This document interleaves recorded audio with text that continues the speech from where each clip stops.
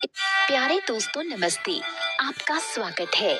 मैं आज आपको पीपल देव की कहानी सुनाने जा रही हूँ। तो गांव में एक ब्राह्मण और ब्राह्मणी रहते थे। ब्राह्मण देव नियम से पीपल देव की पूजा किया करते थे। बिना पूजा किए वो खाना नहीं खाते थे। जब भी पूजा करते, पीपल के पेड़ से आवाज आती, मैं देऊं तू मांग। ब्राह्मण देवता आवाज सुनकर घबरा जाते कि आवाज कहाँ से आ रही है। घर जाकर वो इसी सोच में खोए रहते। एक दिन ब्राह्मणी ने उनसे इस दुख का कारण पूछा और बोली, ये कौन सी बात है जो आपको खाए जा रही है? मैं तो अच्छा खाना बनाती हूँ, फिर भी आपका शरीर कमजोर होता जा रहा है। हमारे यहाँ कोई कमी भी नहीं है, फिर आप उदास क्यों रहते हैं? बार बार पूछने पर ब्राह्मण ने कहा, जब भी मैं पीपल की पूजा करता हूँ तो वहाँ से आवाज आती है, मैं देऊं तू मांग। ब्राह्मणी ने कहा, पीपल के पेड़ पर ब्रह्मा, विष्णु और महेश तीनों देवों का वास होता है। शायद वो आवाज उन्हीं की हो।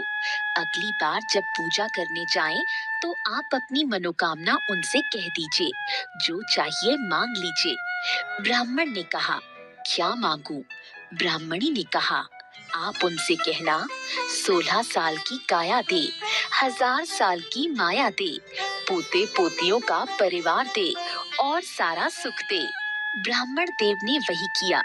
जब दूसरे दिन वो पीपल देव की पूजा करने गए तो पीपल से वही आवाज आई, मैं देऊं तू मांग। तब ब्राह्मण ने कहा, 16 साल की काया दे, 1000 साल की माया दे, पोते पोतियों का परिवार दे और सारा सुख दे। देवताओं ने सोचा, ब्राह्मण देखने में तो सीधा साधा लगता है, पर उसने तो सारा सुख मांग लिया। देवों ने ब्राह्मण से कहा, जो सब तुमने मांगा है वो सब मिल जाएगा। फिर ब्राह्मण देव पूजा करके घर को चल दिए।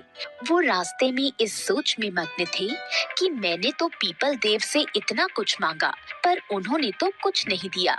इसी सोच में वो घर से आगे निकल गए।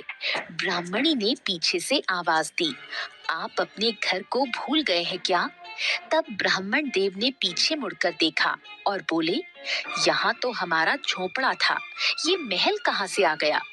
ब्राह्मणी ने कहा, मैंने आपसे कहा था कि पीपल देव पर देवों का वास होता है। आपने मांगा और उन्होंने सब कुछ दे दिया। ब्राह्मण ने कहा, नहीं, पीपल देव ने तो हमें कुछ नहीं दिया, मैं तो खाली हाथ आया हूँ। ब्राह्मणी बोली, पीपल देव ने हमें सब कुछ दे दिया है, आप अंदर तो आइए। ब्राह्मण देव जब अंदर आए तो देखा, वहाँ उनके पोते पोती खेल रहे थे। सारा घर धन दौलत से भर गया था।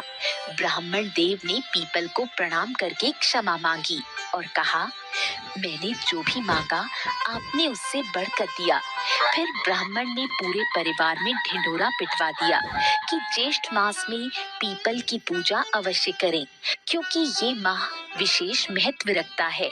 इसके बाद ब्राह्मण और ब्राह्मणी सुखपूर्वक रहने लगे और नियम से पीपल देव की पूजा करते रहे।